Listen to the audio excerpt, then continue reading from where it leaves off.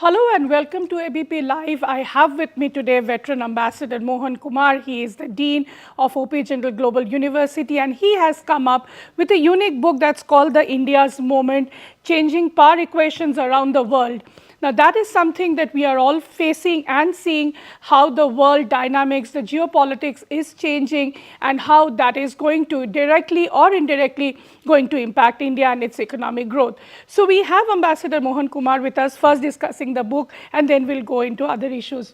Welcome to ABP Live, sir. Thank you so much for having me on ABP Live. Always a pleasure to meet you, Nayanima ji. Thank you. Thank you, sir. So to discuss your book first, sir, you talk about India's negotiating power, be it at the WTO or at the UN, be it geoeconomics or geopolitics. Now, over the years, you have taken a wide range of years. Some of the years that, when probably I was in school. How do you see that changing and is that change helpful for India? So thank you very much. And that's precisely the subject of my book. You have summarized it in a few words very well. Thank you. So what I have tried to explain is two things. One, because of the growing economic, political, and geostrategic clout of India, our participation in international negotiations has changed, and that is very natural. The other thing that my book covers is factors which are specific to India. And what I have done is designed an integrated assessment framework which has a few issues which are common to all countries like geopolitical imperatives, domestic politics, realpolitik and so on. But a few things, in my view, are absolutely unique to India, such as what I call the poverty veto, for example, or the policy space. The fact that we have so many people still who are poor, who do not have a social safety net, the fact that India is not a treaty ally of any country. Those things make for a very interesting way in which India positions itself in international negotiations, and that is what my book tries to bring out. So I believe it is of interest not just to people like you or policy wonks and practitioners, but also to the man in the street. He needs to understand why India does what it does in international negotiations. Sir, and also you have dealt with the subject that how, because of some of the positions that India has taken over the years, globally India was not seen as a positive player. Like in the WTO, although we had been in some of the most important negotiations that impact how the world sort of runs today. What were those challenges that you faced when you talked about them? So those challenges are very unique, Nayanima ji. For example, I make the point in my book that India is sui generis. There is no country like India. Because if you take the number of people who are poor, if you take the fact that we don't have a social safety net, as I said earlier, all these things contribute to our country now being the only country of this size. China used to be like India 20-25 years ago, but now I think they have managed to abolish extreme poverty. So they are in a different situation. I would say there is virtually no country like India in terms of diversity, in terms of economics, in terms of just the inequalities that are present, and in terms of the independent foreign policy that we try to practice. All this makes India's approach to WTO negotiations particularly difficult. I've covered three cases in my book. One is WTO, the other is climate change. The third, of course, I talk about Ukraine and the kind of positions we take when it came to the Russian invasion of Ukraine. But I would say the toughest is WTO because it's about dollars and cents. You take two examples, for example, intellectual property rights. Why is it that India is so difficult? Because, to give you an example, an asthma inhaler is about 20 rupees. There is nowhere in the world it is 20 rupees, I can be honest with you. So the moment you patent it, it will become 1,000 rupees. And if you make an asthma inhaler 1,000 rupees, the choice for a poor person in India will not be a choice between buying it and not buying it. It will be a choice between life and death. Those are the kind of issues that we face in the WTO. And because of the scale of the problems, I make the point elsewhere in my book that There is no way the world can deal with SDGs and climate change without India. Because the scale, the numbers are all here. And so without India being part of the solution, you cannot have a global solution. But it makes India's job in the WTO particularly difficult because we need much more policy space than other countries. If you take an average country, it will need 3-4 years to implement a full agreement in the WTO. But we wanted 10 years for intellectual property rights. Why? When other countries need only 3-4 years, why is it that India needs 10 years? Because of the scale and because of the fact that we have poor people, because of the fact that we have a federal structure, federal polity, you have states, you have the center, you need to coordinate. GST. You have the farmers also. Farmers, agriculture, of course, as you rightly say, it's a whole different game. I would say it's an untouchable subject as far as we are concerned because it's very hard. It's politically sensitive. It resists change. We saw when the government introduced the farm bills that there were so many protests. So there's also resistance to change. All of this, I think, makes WTO the arena that is the most difficult in my view. But other fora are not particularly easy. I have pointed out that even in climate change, it's very hard. Everybody says India should stop consuming coal or burning coal. Now tell me, how can we stop burning coal? When coal provides energy to the vast majority of the poor people, they are not going to get solar and nuclear energy immediately. And I argue that in India, economic poverty is actually dependent on energy poverty. You have to solve energy poverty in India so as to tackle economic poverty. So all in all, I hope this book will make it clear to readers that the government of India does not face an enviable task of coming up with a common brief for negotiations. It's not easy. They need to make a brief taking into account your considerations and my interest. They need to take into account the interests of the top 200 million people in India who are rich. Then there is a vast middle class, and then there is a 500 million people who have nothing. How do you come up with a common brief when you have so many? So I make the point that India is the only country in the world which is an emerging power, it's a developing country, and it's a less developed country, all rolled into one. So that makes it difficult. Has it not in a way made our position more complex in the sense that today we are not a part of our CEP. WTO is dying a slow death, seeing at what the US is doing. In climate change, as you rightly said, we again have a unique position. Does it not sort of make India isolated from others? You are not wrong, Nayanima ji, in saying that. I may hesitate to use the word isolated. I have elsewhere mentioned that for India, in many of these negotiations, it's always been eklo chalo. You understand that more than anybody else. We have to go alone. I don't know, isolation is a too strong a word, but you're right.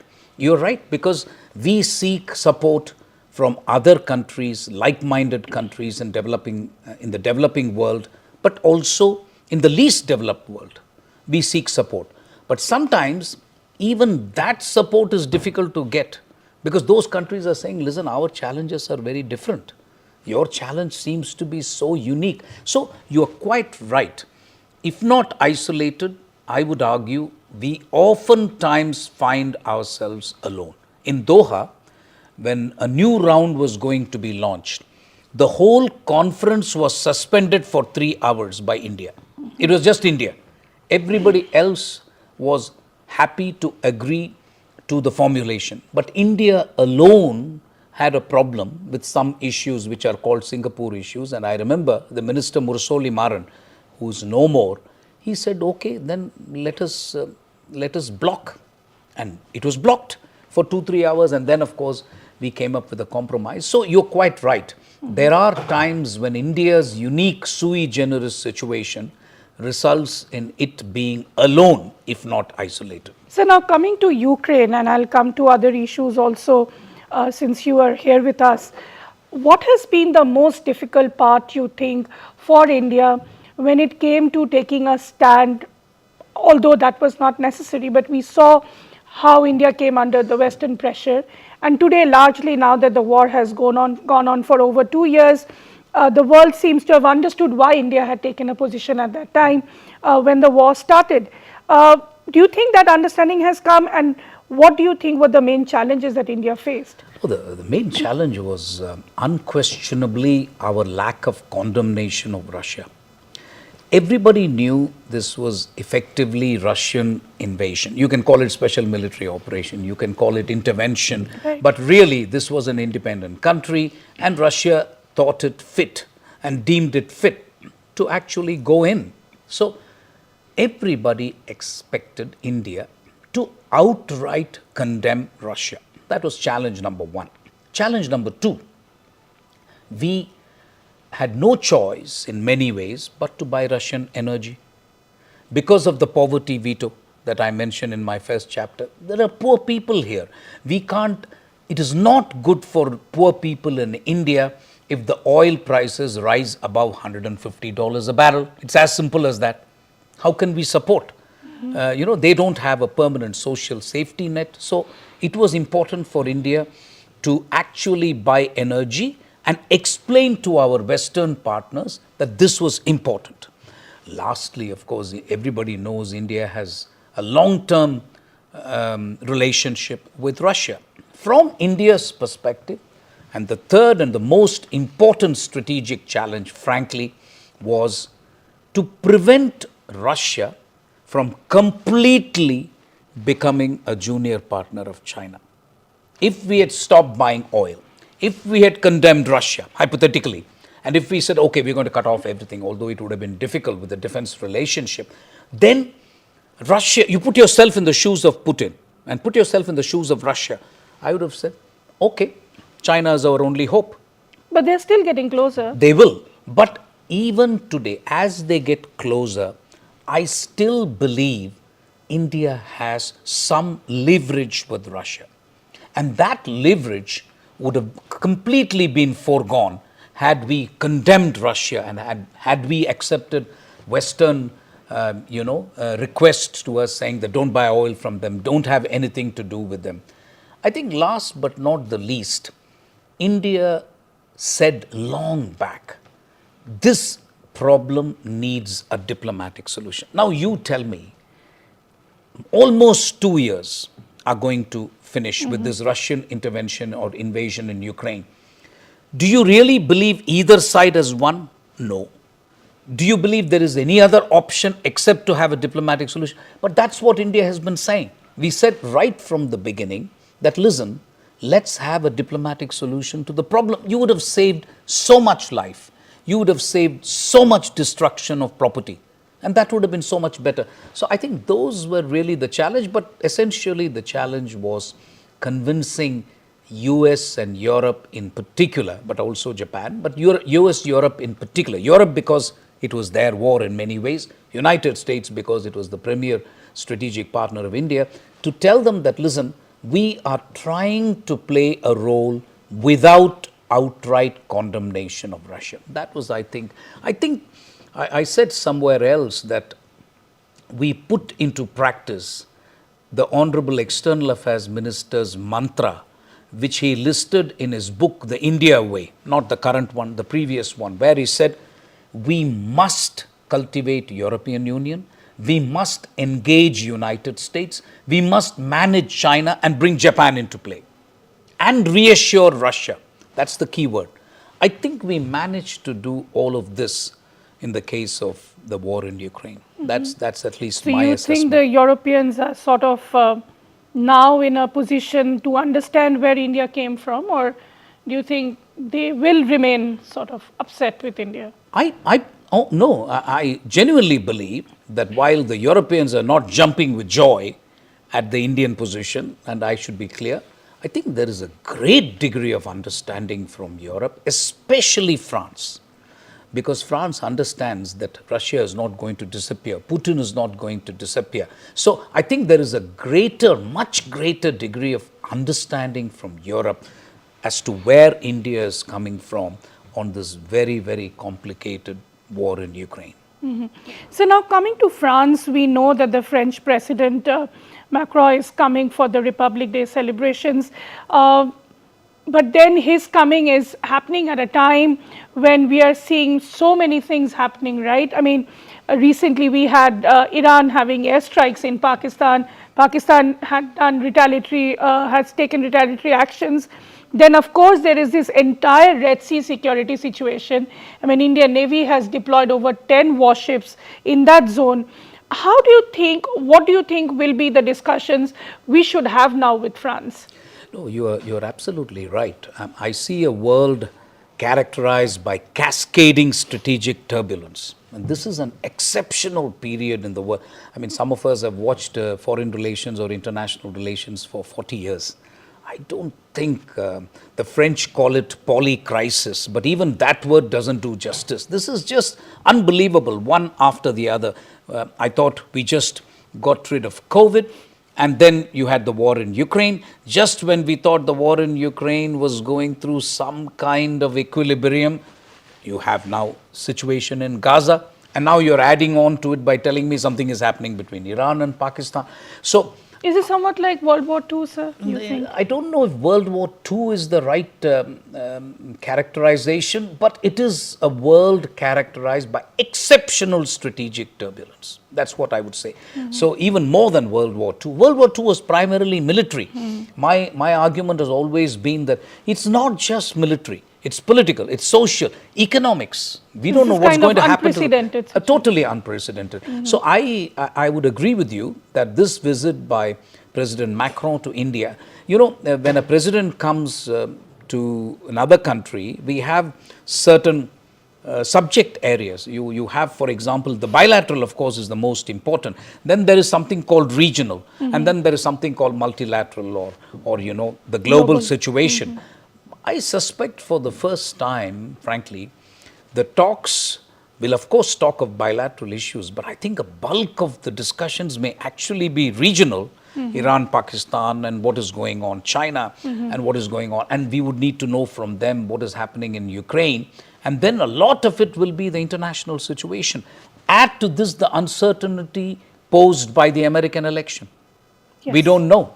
What is going to be the outcome of the American election, which will have a big and before impact. that, we'll also have elections. Yeah, of course, we will have ours may be more predictable, I don't know, but I think certainly the American election will be much more impactful in terms of who becomes. So I think all in all, it's a year of elections, as you know. Many elections are going to happen, but I think for me, therefore, the one concrete, comforting takeaway for me is in this world of turbulence, at least there is one constancy, one constant factor, and that is the Franco-Indian strategic partnership. We don't interfere in each other's internal affairs. Mr. Macron, whatever it is going to continue as president for the next 4 years, and we have a partnership which is devoid of any contention. So it's quite comforting for me as a former Indian ambassador to France to note that while your relationship with other countries have their ups and downs, this is a fairly constant kind of strategic partnership where, that is because I think the world view of France and India, while France of course belongs to Europe, even in the area of Ukraine, France is actually closer to the Indian position than many other European countries. I'm not saying it's the same. Obviously, France would have liked us to condemn Russia. That's not what I'm saying. What I'm saying is, compared to other European countries, I think France has a much greater degree of convergence with India, even on the complex issue of the war in Ukraine. So I'm particularly happy that President Macron is coming. The fact that he agreed to come is also indicative of magnanimity. Let me be honest, because we knew almost the last moment. Exactly, we knew that it was the invitation was destined for somebody else, and for him to come and say, "It's no problem, I'll come." I think that shows magnanimity. It shows an unconditional commitment to the strategic partnership. And do you see the relationship also, irrespective of the fact that who comes to power in India, right? I mean, we know President Macron and Prime Minister Modi has a special bonhomie, but if the election results in India changes and something else happens, some other leader comes in, do you think this India-France relationship will continue? I have said openly that there is an all-party consensus in both countries, not just India. In both countries, there is all-party consensus that this partnership is a force for good, and it is something that is in the interest of India and the interest of France. So you're quite right. I don't think this is a relationship that will change because of a change of political guard in either country. I think there is all-party consensus. And so, how do you see France looking at this Iran-Pakistan tensions? We've historically seen France taking a more nuanced views of India's concerns of cross-border terrorism with Pakistan, and they've not really, and they've understood that, and they've not really allied with Pakistan so much. But going forward, how do you see these things panning out? So the first thing you have to remember is France has the biggest Islamic population in Europe. And therefore, their first interest will be to prevent a regional conflagration of the situation. They will not want the situation in Gaza or the situation in Iran to really become much bigger, because if it engulfs the whole region, it'll be a real problem for France, as it will be for many other countries. So I would say the first interest is in making sure that the problem is confined to a limited region, Gaza. But I think you will see that it's becoming more and more difficult, because I would argue, not just Gaza, you have Hezbollah, and so you've got Iran involved in the situation, you've got Lebanon involved in the situation, and you've got Houthis. So really, this is, I think, the most difficult issue. France has always taken a lot of interest in the Middle East because of what I just said. So I think France will be very, very keen to really make sure and ensure that the situation is confined. And that is a subject on which I think both Macron and Prime Minister Modi will have a lot of discussions, because it's not in India's interest. I've mentioned elsewhere that all your plans for economic growth, GDP, etc., our economy is just recovering and taking off. If the oil prices go beyond $100, it's a problem for everybody. And so do you see that will be the eventual outcome of the situation in Red Sea? How do you see that? Because now you have US and UK launching a joint military attack in Yemen on the Houthi targets. So my assessment is no power wants a full-fledged war, whether it is United States, UK, Iran, because Iran has also got its own domestic issues. I don't think anybody wants a big Middle Eastern conflict. But I think you know this, you've covered the beat for long, and I have been in this business long enough to know that it doesn't matter what countries think. You can actually sleepwalk into a crisis. Countries can sleepwalk into this whole thing. I think that is the real danger. Nobody wants a regional conflict because of what's happened to oil, because of what else happens to the sea lanes of communication are so vital in today's world. Otherwise, there will be no commerce.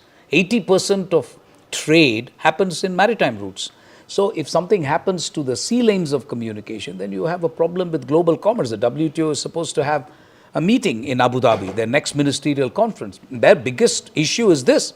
Already, as you say, WTO, you called it dead. I would like to call it an ICU.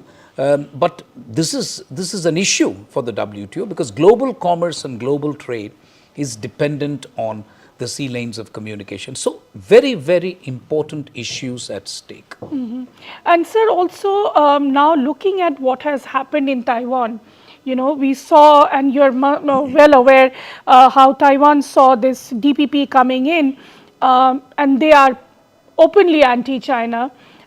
India has chosen to remain silent. But do you think this situation will also have an impact?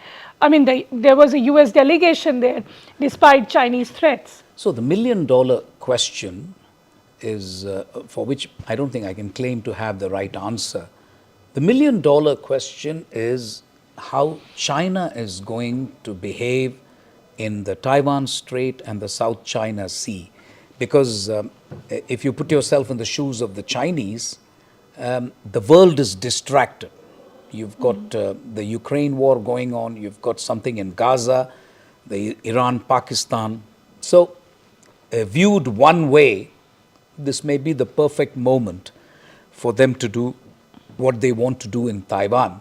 The other way of looking at it is that the Chinese economy is facing such serious headwinds that it is not in China's interest to do something in South China Sea or Taiwan which will disrupt the global economy further. So it is fair to say that the Chinese are caught on the horns of a strategic dilemma. They have a real dilemma. On the one hand, this may be a perfect time to do your reunification with or without force with Taiwan. On the other hand, you know that if that happens, then all bets are off and the whole global economy goes into a tailspin. I am still not convinced that such a thing is in the interest of China, because we are not looking at a power like the Soviet Union. We are looking at a country which is tied itself to globalization, at least economically. So they have a lot of interest in making sure that their exports go to these countries. Yes, they have problems. They have problems internally. All the more reason why China should be able to export its goods and services to foreign markets. So I'm not sure that is necessarily in their interest. So frankly, it will come down to a political decision at the highest level. I don't think anybody can read Xi Jinping's mind, and I certainly don't want to claim that. But I think it's fair to say that China really has a dilemma on its hands. And what role China will play in these circumstances will decide for me the foreign policy, the strategic policy, and the stature of China for the next 10, 15 years. And so my last question, since you talked about India's evolution and you know, in its negotiating power, in the coming, let's say, 1 decade, in 10 years, how do you see India's position changing in all of these, considering that we still have a very difficult relationship with China, which has really gone down, which is unprecedented kind of low it is seeing. We still have the border standoff going on for over 3.5 years now. Do you think India's foreign policy over the years will now also see a paradigm shift? Oh, completely. I mean, I'm glad you asked this question, because my last few pages of this book is precisely about it. And I have very openly said that the G20 summit, the way we held it, it shows the beginnings of a transition of India from a balancing power to a leading power. But let's be very clear, India has to become a 10 trillion economy. That is a prerequisite. You can have the best strategic thinkers and so on, but if you're not an economy which is substantial, you can't do foreign policy. You cannot do foreign policy on a shoestring budget, whether it is Maldives, whether it is Sri Lanka, whether it is Bangladesh. You need resources. So I make the point, the first sine qua non is you have to become a 10 trillion economy. Second, and equally important, the number of people who live in poverty has to be brought down to something like 10 to 15%. I'm realistic enough to say, I know that poverty cannot be reduced to zero in India. It's impossible, at least in my lifetime, maybe in your lifetime. But I would say at least 10 to 15% of the population. Then I think India is very well positioned to play the role of a leading power. So in the next 10 years, some people say 30 trillion in 2047. For me, the 10 trillion mark is important. It's always the first step that is more important. Even when you become a millionaire or a billionaire, it is the first billion and the first million that is important. For me, the first step is 10 trillion. Can you be a 10 trillion economy? Because the US and China, they're all close to 20. So can we at least be half?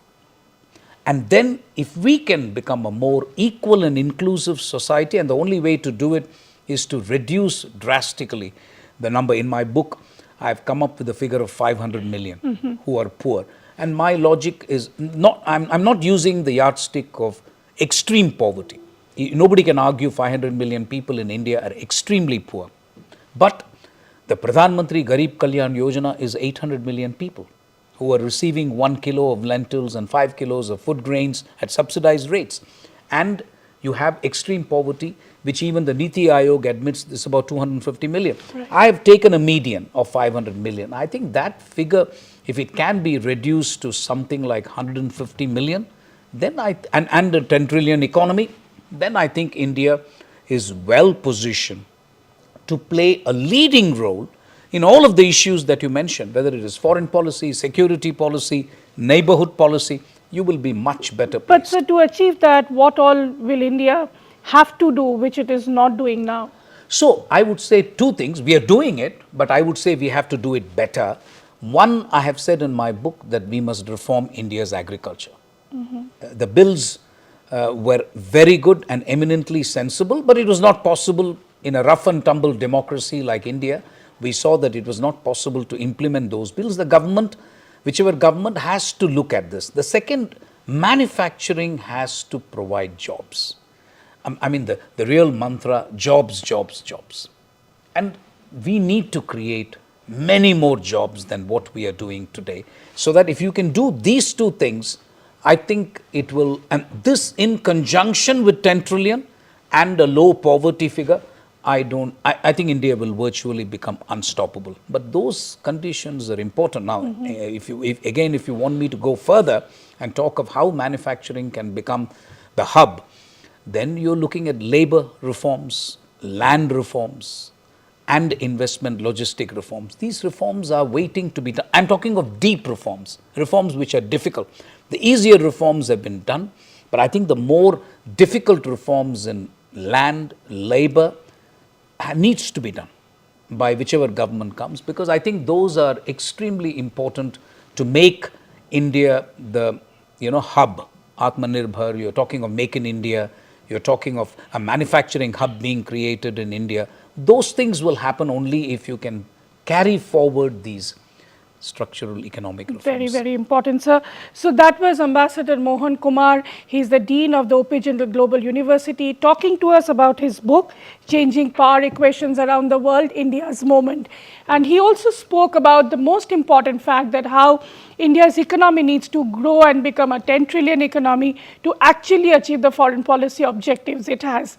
Thank you for watching the interaction. For ABP Live, this is Nayanima Basu.